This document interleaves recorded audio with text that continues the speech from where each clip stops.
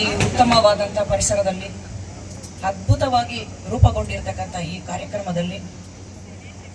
ಕಾರ್ಯಕ್ರಮಕ್ಕೆ ಮುಖ್ಯ ಕೇಂದ್ರ ಬಿಂದುವಾಗಿ ಇಲ್ಲಿ ಉಪಸ್ಥಿತರಿರ್ತಕ್ಕಂಥ ಮಾನ್ಯ ಶಾಸಕರಾದಂಥ ಮಂಜುನಾಥ್ ಸಮೃದ್ಧಿ ಮಂಜುನಾಥ್ ಸರ್ ಅವರೇ, ಹಾಗೂ ತಾಲೂಕು ಪಂಚಾಯಿತಿಯ ಕಾರ್ಯನಿರ್ವಹಣಾಧಿಕಾರಿಗಳೇ, ನಗರಸಭೆಯ ಕಮಿಷನರ್ ಅವರೇ, ಹಾಗೂ ನಗರಸಭೆಯ ಸದಸ್ಯರುಗಳೇ, ಈ ಕಾಲೇಜಿನ ಉಪನ್ಯಾಸಕರುಗಳೇ, ಪ್ರಾಂಶುಪಾಲರೇ, ಹಾಗೂ ಈ ಕಾರ್ಯಕ್ರಮಕ್ಕೆ ಮುಖ್ಯವಾಗಿ ಕೇಂದ್ರ ಬಿಂದುಗಳಾಗಿ ಮಿಂಚುತ್ತಾ ಇರತಕ್ಕಂಥ ಮಿಂಚಿನ ತಾರೆಗಳಾದಂಥ ಈ ಕಾಲೇಜಿನ ವಿದ್ಯಾರ್ಥಿಗಳೇ, ಹಾಗೂ ಇದನ್ನೆಲ್ಲವನ್ನು ಕೂಡ ಈಗ ನಾಳೆ ಬೆಳಿಗ್ಗೆನೆ ಬಹಳ ಕುತೂಹಲದಿಂದ ಜನ ಓದೋದಿಕ್ಕೆ ತಾವೆಲ್ಲರೂ ಕೂಡ ಬಹಳ ಚೆನ್ನಾಗಿ ಮಾಧ್ಯಮವನ್ನು ನೀಡ್ತಕ್ಕಂಥ ಮಾಧ್ಯಮ ಮಿತ್ರರೇ,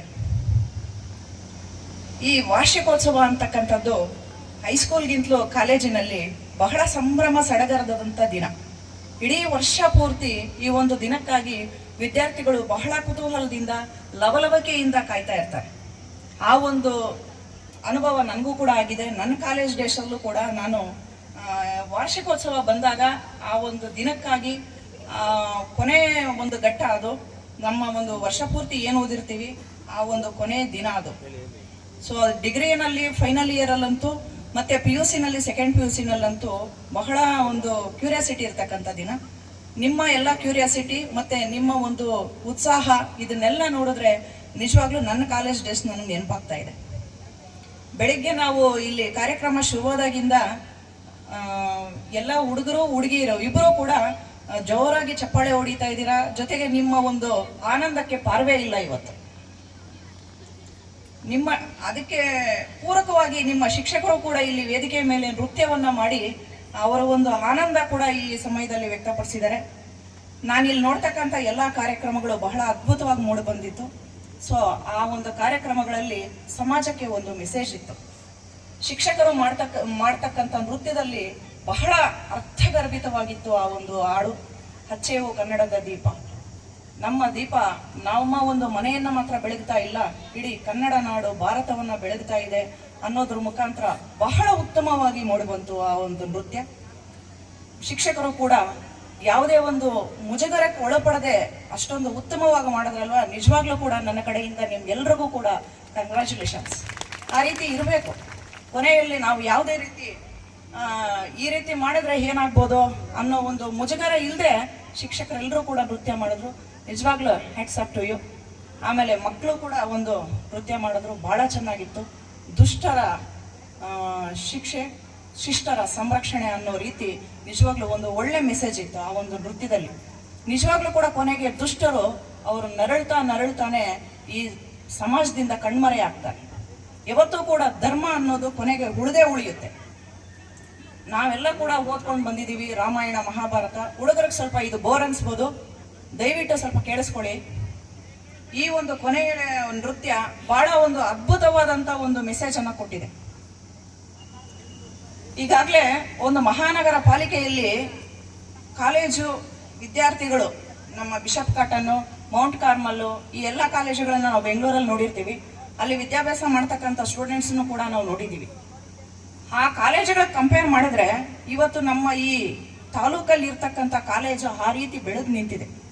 ಇಲ್ಲಿ ನಿಮಗೆ ಯಾವುದೇ ರೀತಿಯ ಸೌಲಭ್ಯಗಳಿಗೆ ಕೊರತೆ ಇಲ್ಲ.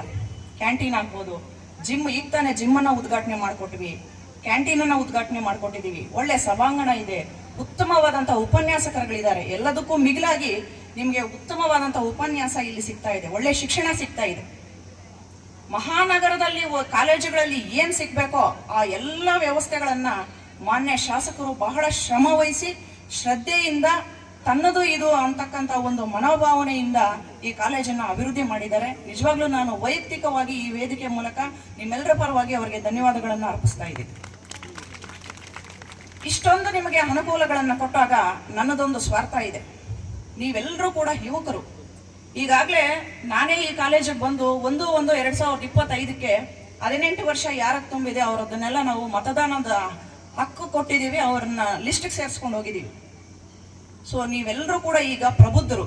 ನಿಮ್ಮಿಂದ ನಾವು ಏನು ಎಕ್ಸ್ಪೆಕ್ಟ್ ಮಾಡ್ತಾ ಇದ್ದೀವಿ, ಇಷ್ಟೆಲ್ಲ ಸೌಲಭ್ಯಗಳನ್ನ ಕೊಟ್ಟಿದ್ದೀವಿ. ನೀವು ನಮ್ಗೆ ಏನ್ ಕೊಡಬೇಕು? ಸಮಾಜಕ್ಕೆ ಒಂದು ಉತ್ತಮವಾದ ಕೊಡುಗೆಯನ್ನು ಕೊಡಿ. ನೀವು ಇಷ್ಟೊತ್ತು ಏನು ಬೆಳಗ್ಗಿಂದ ಶಿಳ್ಳೆ ಹೊಡಿತಾ ಇದ್ದೀರಾ, ಚಪ್ಪಾಳೆ ಹೊಡಿತಾ ಇದ್ದೀರಾ, ದಯವಿಟ್ಟು ನಿಮ್ಮ ಯಶಸ್ಸು ಮಾತಾಡ್ಲಿ. ನಿಮ್ಮ ಯಶಸ್ಸು ಮಾತಾಡ್ಲಿ. ನಿಮ್ಮ ತಂದೆ ತಾಯಿಗೆ ಗೌರವ ಕೊಡಿ. ನಿಮ್ಮನ್ನ ಕಷ್ಟಪಟ್ಟು ಇಲ್ಲಿವರೆಗೂ ಓದಿಸೋದಕ್ಕೆ ಕಳಿಸ್ಕೊಡ್ತಾ ಇದ್ದಾರೆ. ನಿಮ್ಮ ತಂದೆ ತಾಯಿಯಲ್ಲಿ ಊರುಗಳಲ್ಲಿ ಹಳ್ಳಿಗಳಲ್ಲಿ ಕಷ್ಟಪಡ್ತಾ ಇದ್ದಾರೆ. ಅವರು ಕಷ್ಟಪಟ್ಟಿರ್ತಕ್ಕಂಥ ದುಡ್ಡು ನಿಮಗೆ ಕೊಟ್ಟು ಅವರು ನಿಮ್ಮನ್ನ ಇಲ್ಲಿ ಕೂಡಿಸಿದ್ದಾರೆ. ದಯವಿಟ್ಟು ಅವರ ಕಷ್ಟಕ್ಕೆ ಒಂದು ಅರ್ಥ ಇರಲಿ. ಅವರು ಏನ್ ಕಷ್ಟ ಪಡ್ತಾ ಇದ್ದಾರೆ, ದಯವಿಟ್ಟು ಅದಕ್ಕೆ ನೀವೊಂದು ದಿನ ಅದಕ್ಕೆ ತಕ್ಕನಾಗ್ತಕ್ಕಂಥ ಪ್ರತಿಫಲವನ್ನ ನೀವು ಕೊಡಬೇಕು. ಭಾರತ ಯುವ ಭಾರತ ಅಂತ ಕರಿತೀವಿ ನಾವು. ಯಾಕಂದ್ರೆ ಭಾರತದಲ್ಲಿ ಮುದುಕರು, ಮಕ್ಕಳು ಇವರಿಗಿಂತಲೂ ಹೆಚ್ಚಿನ ಸಂಖ್ಯೆ ಇರತಕ್ಕಂಥದ್ದು ಯುವಕರು. ನಮ್ಮ ಭಾರತದಲ್ಲಿ ಹೆಚ್ಚಿನ ಸಂಖ್ಯೆ ಇರತಕ್ಕಂಥದ್ದು ಯುವಕರು. ಅದನ್ನ ಯುವ ಭಾರತ ಅಂತ ಕರಿತಾ ಇದೀವಿ ನಾವು. ನೀವೆಲ್ಲರೂ ಕೂಡ ಮನ್ಸು ಮಾಡಿದ್ರೆ ಒಂದು ನವ ಭಾರತವನ್ನೇ ನಾವು ಕಟ್ಬೋದು. ದಯವಿಟ್ಟು ಯುವಕರೆಲ್ಲ ಕೇಳಿಸ್ಕೊಳ್ಳಿ. ಅಬ್ದುಲ್ ಕಲಾಂ ಒಂದು ಮಾತು ಹೇಳ್ತಾರೆ, ಕನಸು ಕಾಣ್ರಿ, ಕನಸು ಕಾಣೋದು ತಪ್ಪಲ್ಲ, ಆ ಕನಸನ್ನ ನನಸು ಮಾಡಬೇಕು. ಇಲ್ಲ ಅಂದ್ರೆ ಆ ಕನಸನ್ನು ಕಾಣೋದು ಕೂಡ ಒಂದು ಕ್ರೈಮ್ ಅಂತ ಹೇಳ್ತಾರೆ. ನೀವೆಲ್ಲರೂ ಕೂಡ ಕನಸು ಕಾಣಬೇಕು. ಕನಸು ಕಾಣೋದಲ್ಲ, ಅದು ಯಾವಾಗ ನನಗೆ ನನಸಾಗುತ್ತೆ, ಆ ನನಸಾಗೋವರೆಗೂ ಕೂಡ ನಾನು ಯಾವುದೇ ರೀತಿ ಬೇರೆ ಕಡೆ ಗಮನ ಹರಿಸೋದಿಲ್ಲ. ನನ್ನ ಕನಸನ್ನ ನನಸು ಮಾಡ್ಕೋಬೇಕು ಅನ್ನೋ ಒಂದು ನಿಟ್ಟಿನಲ್ಲಿ ಪ್ರತಿಯೊಬ್ಬ ಯುವಕರು ಮುನ್ನುಗ್ಗಿದ್ದೇ ಆದ್ರೆ ನವಭಾರತ ನಿಜವಾಗ್ಲೂ ನಾವು ಕಟ್ಟಬಹುದು. ನಮ್ಮ ಇತಿಹಾಸವನ್ನ ಚೆನ್ನಾಗಿ ಓದ್ಕೊಳ್ಳಿ. ವೈಭವಯುತವಾದಂತ ದೇಶ ನಮ್ಮದು. ಉತ್ತಮವಾದ ಕಲೆ, ಸಾಹಿತ್ಯ, ಸಂಸ್ಕೃತಿ ಇರ್ತಕ್ಕಂಥ ನಾಡು ಇವತ್ತು. ಎಲ್ಲಾ ದೇಶಗಳಿಗೆ ಕಂಪೇರ್ ಮಾಡಿದ್ರೆ ನಮ್ಮ ಭಾರತ ವೈವಿಧ್ಯಮಯವಾದಂತ ಸಂಸ್ಕೃತಿಯನ್ನ ಹೊಂದಿದೆ. ಉತ್ತಮವಾದಂತ ಕಲೆ ಇದೆ, ಸಾಹಿತ್ಯ ಇದೆ. ಹಲವಾರು ಕವಿಗಳು ಉತ್ತಮವಾದ ಗ್ರಂಥಗಳನ್ನ ರಚನೆ ಮಾಡಿ ಹೋಗಿದ್ದಾರೆ, ಉತ್ತಮವಾದ ಕವಿತೆಗಳನ್ನ ಬಿಟ್ಟು ಹೋಗಿದ್ದಾರೆ. ಇದನ್ನೆಲ್ಲ ನೀವು ಸ್ಟಡಿ ಮಾಡಿ. ಈಗಾಗಲೇ ನೀವು ಸ್ಟಡಿ ಮಾಡ್ತಾ ಇದ್ದೀರಾ. ಅದನ್ನ ಬರೀ ಎಕ್ಸಾಮ್ ದೃಷ್ಟಿಯಿಂದ ಓದಬೇಡಿ. ದಯವಿಟ್ಟು ಜೀವನಕ್ಕಾಗಿ ಓದಿ. ಜೀವನಕ್ಕಾಗಿ ಓದಿ ಅದನ್ನ ಅರ್ಥ ಮಾಡ್ಕೊಳ್ಳಿ. ಎಷ್ಟೊಂದು ಚೆನ್ನಾಗಿದೆ ನಮ್ಮ ಭಾರತದ ಇತಿಹಾಸ. ಎಂತ ಅರಸರು, ಎಂತ ರಾಜ ಮನೆತನವರು ನಮ್ಮ ಭಾರತವನ್ನ ಹಾಳಿ ಹೋಗಿದ್ದಾರೆ. ಏನೆಲ್ಲ ಕೊಡುಗೆಗಳನ್ನ ಇಲ್ಲಿ ಬಿಟ್ಟು ಹೋಗಿದ್ದಾರೆ. ನಾವು ಅದನ್ನೆಲ್ಲ ಮತ್ತೆ ಭದ್ರ ಮಾಡ್ಕೋಬೇಕು. ವಿಜಯನಗರದ ಅರಸರ ಕಾಲದಲ್ಲಿ ರಾಶಿರಾಜ ವಜ್ರ ವೈಡೂರ್ಯಗಳನ್ನ, ಚಿನ್ನವನ್ನ ಮಾರ್ತಾ ಇದ್ರು ನಮ್ಮ ರೋಡುಗಳಲ್ಲಿ. ಅಂತ ವೈಭವದಿಂದ ಮೆರೆದಂತ ಸಾಮ್ರಾಜ್ಯ ಇದು. ಇಂಥ ಸಾಮ್ರಾಜ್ಯದ ಇತಿಹಾಸವನ್ನ ಪ್ರತಿಯೊಬ್ಬ ನಾಯಕ, ಪ್ರತಿಯೊಬ್ಬ ಯುವಕರು ಕೂಡ ಮನಸ್ಸಿಟ್ಟು ಓದಬೇಕು. ಎಕ್ಸಾಮ್ ದೃಷ್ಟಿಯಿಂದ ಓದಬೇಡಿ, ಮನಸ್ಸಿಟ್ಟು ಓದಿ. ಮನಸ್ಸಿಟ್ಟು ಓದಿದಾಗ ಅದು ನಿಮ್ಮ ಕೊನೆವರೆಗೂ ಇರ್ತದೆ, ನಿಮ್ಮ ಮಕ್ಕಳವರೆಗೂ ಇರ್ತದೆ, ನಿಮ್ಮ ಮೊಮ್ಮಕ್ಕಳಿಗೂ ಕೂಡ ಕೂಡಿಸ್ಕೊಂಡು ನೀವು ಇತಿಹಾಸ ಹೇಳಬಹುದು. ಆ ರೀತಿ ಓದಿ. ನಮ್ಮ ಸಂವಿಧಾನವನ್ನು ಅರ್ಥ ಮಾಡ್ಕೊಳ್ಳಿ. ನಮ್ಮ ಸಂವಿಧಾನದ ಪ್ರಸ್ತಾವನೆಯನ್ನು ಪ್ರತಿಯೊಂದ್ಸಾರಿ ಮೆಲ್ಕಾಕೊಳ್ಳಿ. ಏನ್ ಹೇಳುತ್ತೆ ನಮ್ಮ ಸಂವಿಧಾನ, ನಾವು ಯಾವ ಕಡೆಗೆ ನಡ್ಕೊಂಡು ಹೋಗ್ತಾ ಇದ್ದೀವಿ, ನಮ್ಮ ಸಂವಿಧಾನದ ಪ್ರಸ್ತಾವನೆ ಏನ್ ಹೇಳ್ತದೆ, ನಾವು ಭಾರತೀಯ ಪ್ರಜೆಗಳಾಗಿ ನಾವೇನ್ ಮಾಡಬೇಕು, ನಮ್ಮ ರಾಜಕೀಯದ ವ್ಯವಸ್ಥೆ ಹೆಂಗಿದೆ, ನಮ್ಮ ಆರ್ಥಿಕತೆ ಹೇಗಿದೆ, ಭಾರತದ ಆರ್ಥಿಕತೆ ಯಾವ ಕಡೆಗೆ ಹೋಗ್ತಾ ಇದೆ.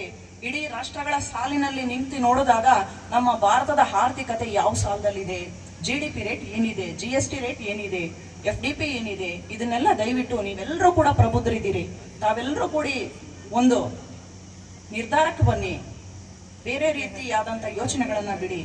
ಬೇರೆ ರೀತಿ ನಮ್ಮ ದೇಶದ ಏಕತೆಗೆ, ಐಕ್ಯತೆಗೆ ಮಾರಕವಾಗ್ತಕ್ಕಂಥ ಯೋಚನೆಗಳನ್ನ ಕೈ ಬಿಡಿ. ನಮ್ಮ ದೇಶ ಏಕತೆಯಿಂದ ಇರಬೇಕು. ನಮ್ಮ ರಾಷ್ಟ್ರದಲ್ಲಿ ಐಕ್ಯತೆ ಮೂಡಿ ಬರಬೇಕು. ಇದನ್ನೇ ನಮ್ಮ ಮಹಾನ್ ನಾಯಕರು, ರಾಷ್ಟ್ರ ನಾಯಕರುಗಳು ಇದುವರೆಗೂ ಕೂಡ ಹೇಳ್ಕೊಂಡು ಬಂದಿದ್ದಾರೆ. ನಮ್ಮ ಸಂವಿಧಾನದ ಪ್ರಸ್ತಾವನೆಯೂ ಅದೇ ಹೇಳುತ್ತೆ. ನಮ್ಮ ಸಂವಿಧಾನದಲ್ಲಿ, ನಮ್ಮ ಸಂವಿಧಾನವನ್ನ ರಚನೆ ಮಾಡಿರ್ತಕ್ಕಂಥ ನಾಯಕರುಗಳು, ಆ ಸಂವಿಧಾನದ ಸಮಿತಿಯ ಆಶಯಗಳು, ನಮ್ಮ ಡಾಕ್ಟರ್ BR ಅಂಬೇಡ್ಕರ್ ಸರ್ ಅವರು ಏನ್ ಹೇಳಿದ್ದಾರೆ. ಸೊ ಇದನ್ನೆಲ್ಲ, ಈ ಆಶಯಗಳನ್ನ ತಾವೆಲ್ಲರೂ ಕೂಡ ಮೈಗೂಡಿಸ್ಕೋಬೇಕು. ಇಷ್ಟಪಟ್ಟು ಓದಿ ಸಂವಿಧಾನವನ್ನ. 395 ಮೂಲ ವಿಧಿಗಳು ಏನಿದೆಯೋ ಆ ವಿಧಿಗಳನ್ನೆಲ್ಲ ನೀವು ಹೇಳೋದು ದೊಡ್ಡ ವಿಷಯನೇ ಅಲ್ಲ. ಈಗ ಎಕ್ಸಾಮ್ ಆದ್ಮೇಲೆ ರಜೆಗಳು ಸಿಗುತ್ತೆ. ದಿನಕ್ಕೆ ನೀವು 50 ವಿಧಿನ ಬಾಯ್ಪಾಠ ಮಾಡಿ ಹೋಗ್ತಾ ಇದ್ರು ಕೂಡ ನಿಮ್ಮ ರಜಾ ಮುಗಿಸ್ಕೊಂಡು ಮತ್ತೆ ನೀವು ವಾಪಸ್ ಕಾಲೇಜಿಗೆ ಬರೋಷ್ಟೊತ್ತಿಗೆ 395 ವಿಧಿನೂ ನಿರರ್ಗಳವಾಗಿ ಹೇಳಬಹುದು.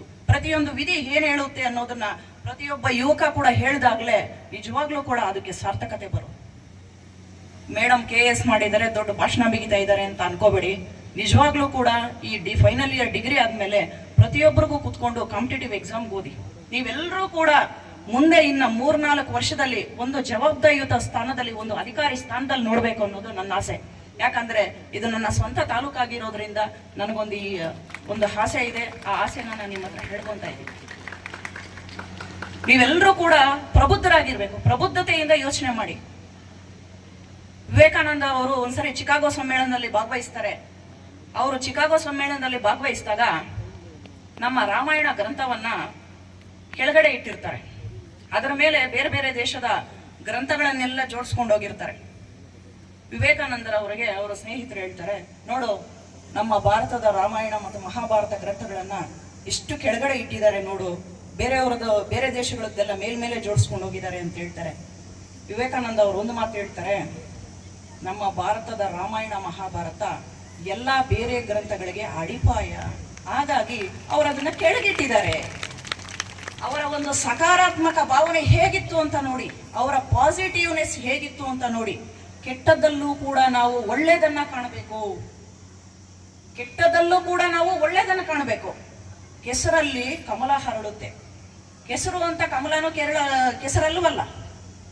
ಆ ರೀತಿ ಇರಬೇಕು ನಿಮ್ಮ ಮನಸ್ಸುಗಳು. ನೀವು ಯುವಕರು, ಈಗ ಒಂದು ಸುದ್ದಿ ಇದೆ, ಇಂದಿನ ಯುವ ಜನತೆ ಎಲ್ಲ ಮೊಬೈಲು ಗ್ಯಾಜೆಟ್ಸ್ ಹಿಡ್ಕೊಂಡು ಯಾವಾಗ ನೋಡಿದ್ರು ಕೂಡ ಫೇಸ್ಬುಕ್, ವಾಟ್ಸಪ್, ಇನ್ಸ್ಟಾಗ್ರಾಮು ಅಂತ ಇರ್ತಾರೆ. ಸೊ ಇದನ್ನ ವಿದ್ಯಾಭ್ಯಾಸಕ್ಕೆ ತೊಂದರೆ ಆಗ್ತಾ ಇದೆ, ಯಾರು ಕೂಡ ವಿದ್ಯಾಭ್ಯಾಸದ ಕಡೆ ಗಮನ ಹರಿಸ್ತಾ ಇಲ್ಲ ಅನ್ನೋ ಒಂದು ಟಾಕ್ ಇದೆ. ಸೊ ಅದನ್ನ ಸುಳ್ಳು ಮಾಡಬೇಕು. ಯಾಕೆ ಒಳ್ಳೇದಕ್ಕೆ ಯಾಕೆ ಉಪಯೋಗಿಸಬಾರ್ದು? ಈಗ ಗೂಗಲ್ ಅಲ್ಲಿ ನೀವು ನಿಂತಲ್ಲೇ ಕೂತಲ್ಲೇ ನೀವು ಇಡೀ ಸಾಮ್ರಾಜ್ಯನ, ಇಡೀ ವಿಶ್ವನ ಓದ್ಬೋದು. ಅದಕ್ಕೆ ಉಪಯೋಗಿಸ್ಕೊಳ್ಳಿ. ಪ್ರತಿದಿನ ಮೊಬೈಲ್ ಉಪಯೋಗಿಸಿ. ಏನಕ್ಕೆ ಉಪಯೋಗಿಸ್ತೀರಾ? ಒಳ್ಳೆ ವಿಷಯ ತಿಳ್ಕೊಳಕ್ ಉಪಯೋಗಿಸಿ. ನಿಮ್ಮ ಸಬ್ಜೆಕ್ಟ್ ರಿಲೇಟೆಡ್ ಇನ್ನೂ ಜಾಸ್ತಿ ವಿಷಯನ ಕಲೆಕ್ಟ್ ಮಾಡಕ್ ಉಪಯೋಗಿಸ್ಕೊಳ್ಳಿ. ಏನಕ್ಕೆ ನೀವು ಬೇರೆದಕ್ಕೆ ಉಪಯೋಗಿಸ್ಕೋಬೇಕು? ಫಿಲಮ್ಸ್ ನೋಡಿ, ನಮಗೆ ನಮ್ಮ ಅಭಿವೃದ್ಧಿಗೆ ಕಾರಣವಾಗ್ತಕ್ಕಂಥ ಫಿಲಮ್ಸ್ ನೋಡಿ, ಅದನ್ನ ಆಯ್ಕೆ ಮಾಡ್ಕೊಳ್ಳಿ. ಸೊ ಇವತ್ತು ನಾವು ಏನೇ ಮಾಡಿದ್ರು ಕೂಡ ನಮ್ಮ ದೇಶಕ್ಕೆ ಒಳ್ಳೇದಾಗೋ ತರ ಇರಬೇಕು. ಒಂದು ಒಳ್ಳೆ ಮೌಲ್ಯಗಳಿರ್ತಕ್ಕಂಥ ಒಂದು ಸಿನಿಮಾ ನೋಡಿ. ಇಂದಿನಿಂದಲೂ ಕೂಡ ನಮ್ಮ ರಾಷ್ಟ್ರೀಯ ನಾಯಕರು, ದೇಶಭಕ್ತರು, ಮಹಾನ್ ಸಂತರು, ವಚನಕಾರರು ಇವರೆಲ್ಲರೂ ಕೂಡ ಏನು ಹೇಳ್ತಾರೆ, ಮೌಲ್ಯಗಳನ್ನ ಅಳವಡಿಸಿಕೊಂಡು ಬದುಕಿ. ಮೌಲ್ಯಗಳಿಲ್ದಿರ್ತಕ್ಕಂಥ ಸಮಾಜ ಅದು ಸಮಾಜನೇ ಅಲ್ಲ. ಮೌಲ್ಯಗಳಿಲ್ದಿರ್ತಕ್ಕಂಥ ವ್ಯಕ್ತಿನೇ ಅಲ್ಲ. ನಿಮ್ಮ ವ್ಯಕ್ತಿತ್ವ ಒಳ್ಳೆಯದಾಗಿ ರೂಪುಗೊಳ್ಳಬೇಕಾದ್ರೆ ನಿಮ್ಮಲ್ಲಿ ಒಳ್ಳೆ ಮೌಲ್ಯಗಳಿರ್ಬೇಕು, ಮಾನವೀಯ ಮೌಲ್ಯಗಳಿರ್ಬೇಕು. ಮಾನವೀಯ ಮೌಲ್ಯಗಳು ಯಾವ ವ್ಯಕ್ತಿ ಮೈಗೂಡಿಸ್ಕೊಂತಾನೋ ನಿಜವಾಗ್ಲೂ ಕೂಡ ಅವನು ಒಂದು ಉತ್ತಮ ವ್ಯಕ್ತಿ ಆಗ್ತಾನೆ, ಸಮಾಜದಲ್ಲಿ ಒಂದು ಒಳ್ಳೆ ಪ್ರಜೆ ಆಗ್ತಾನೆ. ಇವತ್ತು ನಾವು ಬಯಸ್ತಕ್ಕಂಥದ್ದು ನಿಮ್ಮಿಂದ ಅದೇನೆ. ಎಲ್ಲರೂ ಯುವಕರಿದ್ದೀರಾ, ಹೆಣ್ಮಕ್ಳು ತುಂಬಾ ಜನ ಇದ್ದೀರಾ, ಗಂಡ್ಮಕ್ಳು ಇಲ್ಲಿ ತುಂಬಾ ಜನ ಇದ್ದೀರಾ. ನೀವೆಲ್ಲ ಮನಸ್ಸು ಮಾಡಿದ್ರೆ ನವಭಾರತ ಕಟ್ಟೋದ್ರಲ್ಲಿ ಸಂಶಯನೇ ಇಲ್ಲ. ಒಂದು ಉತ್ತಮ ಮೌಲ್ಯಗಳನ್ನ ಮೈಗೂಡಿಸ್ಕೊಂಡು ನೀವೆಲ್ಲರೂ ಕೂಡ ತಂದೆ ತಾಯಿಗೆ ಗೌರವ ಕೊಟ್ಟು, ತಂದೆ ತಾಯಿ ಏನ್ ಮಾಡ್ತಾ ಇದಾರೆ, ಕೂಲಿ ಮಾಡಿ ಕೊಡ್ತಕ್ಕಂತ ಹಣದಲ್ಲಿ ತಾವೆಲ್ಲರೂ ಕೂಡ ಕಾಲೇಜ್ ಓದ್ತಾ ಇದ್ದೀರಾ, ಅದನ್ನ ಒಂದು ಸಾರಿ ನೀವು ಮೇಲ್ಕಾಕೊಳ್ಳಿ. ದಿನಕ್ಕೆ ಒಂದು ಸಾರಿ ಮೇಲ್ಕಾಕೊಳ್ಳಿ. ನನ್ನ ತಂದೆ ಏನ್ ಕಷ್ಟ ಪಡ್ತಾ ಇದ್ದಾನೆ, ತಾಯಿ ಏನ್ ಕಷ್ಟ ಪಡ್ತಾ ಇದ್ದಾಳೆ, ನಾನ್ ಏನ್ ಮಾಡ್ತಾ ಇದ್ದೀನಿ ಅನ್ನೋದನ್ನ ದಿನಕ್ಕೆ ಒಂದು ಸಾರಿ ನೀವು ನೆನಪು ಮಾಡ್ಕೊಂಡ್ರೆ ನಿಜವಾಗ್ಲೂ ಕೂಡ ನೀವು ಯಾವುದೇ ದಾರಿಯಲ್ಲಿ ನಡೀತಾ ಇದ್ರು ಕೂಡ ಸದ್ಮಾರ್ಗ ಕಡೆ ಓಡೋಗ್ತೀರ. ಆ ಒಂದು ದಾರಿ ಕಡೆ ಹೋಗ್ಬಿಟ್ರೆ ನಿಜವಾಗ್ಲೂ ಕೂಡ ನೀವು ಗೆಲ್ಲೋದ್ರಲ್ಲಿ ಡೌಟೇ ಇಲ್ಲ. ನಿಮ್ಮ ಯಶಸ್ಸು ಮಾತ್ರ ಮಾತಾಡಬೇಕು, ನೀವು ಮಾತಾಡಬಾರದು ಮುಂದೆ. ಸೊ ನಾವು ಮಾತಾಡ್ತಾ ಹೋದ್ರೆ ಇನ್ನೂ ಬೇಕಾದಷ್ಟು ಮಾತಾಡ್ತಾನೆ ಇರ್ತೀವಿ. ಸರಿ, ಆಯ್ತು. ಎಲ್ಲ ಹೆಣ್ಮಕ್ಳಿಗೆ ನನ್ನ ಒಂದು ಕಿವಿ ಮಾತು ಏನಂತಂದ್ರೆ, ತಾವೆಲ್ಲರೂ ಕೂಡ ಸ್ವಾವಲಂಬಿಗಳಾಗಿ ಜೊತೆಗೆ ಸಮಾಜಕ್ಕೂ, ಮನೆಗೂ, ನಿಮ್ಗೂ ಎಲ್ಲದಕ್ಕೂ ಕೂಡ ನಿಮ್ಮ ಕೊಡುಗೆ ಅಪಾರವಾಗಿದೆ. ಹೆಣ್ಣೊಬ್ಬಳು ಕಲಿತರೆ ಇಡೀ ಪ್ರಪಂಚ ಕಲಿಸಬಹುದು. ಅಷ್ಟೊಂದು ಸಾಮರ್ಥ್ಯ, ಜ್ಞಾನ ಇರ್ತದೆ ಆಕೆಗೆ. ಸೊ ಪ್ರತಿಯೊಬ್ಬರು ಕೂಡ ಡಿಗ್ರಿ ಆದ್ಮೇಲೆ ನಿಮ್ಮ ಮದ್ವೆ ಆಗ್ಬೋದು, ಆಗದೆ ಇರ್ಬೋದು. ಕೆಲವೊಬ್ರು ಮದ್ವೆ ಆದ್ರೂ ಕೂಡ ನಿಮ್ಗೆ ಕಲಿಯೋದಿಕ್ಕೆ ವಯಸ್ಸಿಲ್ಲ, ಅದಕ್ಕೊಂದು ಮಿತಿ ಇಲ್ಲ. ನಿಮ್ಮ ಜವಾಬ್ದಾರಿ ಒಂದ್ ಸ್ವಲ್ಪ ಜಾಸ್ತಿ ಆಗ್ಬೋದೇ ವಿನ ಬೇರೆ ಇನ್ನೇನು ಆಗೋದಿಲ್ಲ. ಎಲ್ಲರೂ ಕೂಡ ಓದಿನ ಕಡೆ ಗಮನ ಕೊಡಿ. ಎಲ್ಲರೂ ಕೂಡ ಸ್ವಾವಲಂಬಿಗಳಾಗಿ ಅಂತ ನಾನು ಹೇಳ್ತಾ ಇದ್ದೀನಿ. ಸ್ವಾವಲಂಬಿಗಳಾಗೋದ್ರ ಮುಖಾಂತರ ನಮ್ಮ ಭಾರತದ ಆರ್ಥಿಕತೆಗೆ ಉತ್ತಮವಾದ ಕೊಡುಗೆಯನ್ನು ಕೊಡಿ. ನಿಮ್ಮಿಂದ ನಾವು ಕೇಳೋದು ಇಷ್ಟೇನೆ. ಎಲ್ಲ ಪ್ರಬುದ್ಧರಾಗಿ, ಒಳ್ಳೆ ಪ್ರಜೆಗಳಾಗಿ ಸಂವಿಧಾನವನ್ನ ಅರ್ಥ ಮಾಡ್ಕೊಳ್ಳಿ. ನಮ್ಮ ಆಡಳಿತಕ್ಕೆ, ಸಮಾಜಕ್ಕೆ ಒಂದು ಉತ್ತಮವಾದ ಕೊಡುಗೆಯನ್ನು ಕೊಟ್ಟು ಎಲ್ಲರಿಗೂ ಕೂಡ ಗೌರವ ತಂದುಕೊಡಿ ಅಂತ ಕೇಳ್ತಾ ನನ್ನ ಒಂದು 4 ಮಾತಾಡೋದಕ್ಕೆ ಅವಕಾಶ ಕೊಟ್ಟಂತ ತಮ್ಮೆಲ್ಲರಿಗೂ ಕೂಡ ವಂದನೆಗಳು.